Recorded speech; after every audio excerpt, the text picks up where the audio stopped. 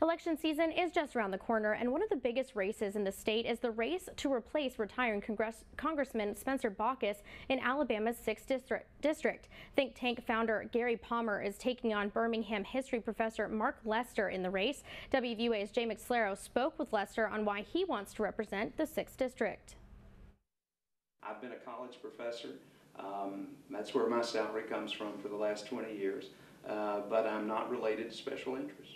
Birmingham Southern history professor Mark Lester says that he is a candidate best equipped to represent Alabama's 6th District because, unlike other politicians, he has never taken a nickel from special interests, who he says are responsible for the current mess in Washington.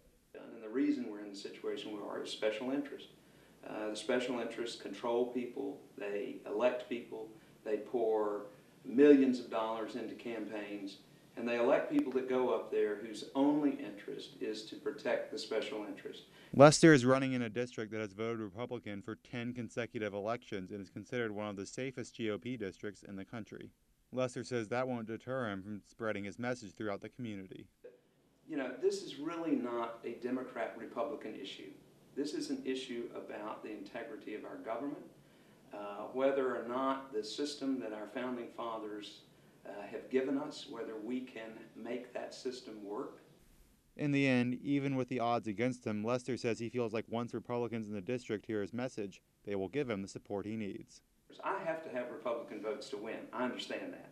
But I think when they hear my message and they see that I do not have the support of special interest, I think that they will vote really for better government. That's what this is about, is good government.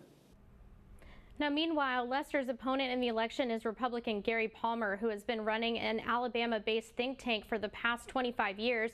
Palmer's platform calls for a repeal of Obamacare, rejection of the Common Core standard for American schools, along with reining in federal spending. He calls for securing American borders with Mexico and is opposed to amnesty for illegal immigrants.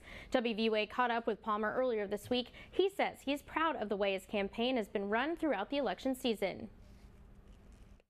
I knew a lot of people knew me from the issue work that we'd done, but as far as the general public, I think the forums helped, and then obviously getting the TV ads up and getting out just getting out among people and talking to them, and it worked out well. You know, we ran a campaign that was not negative. We didn't attack the other guys in the race.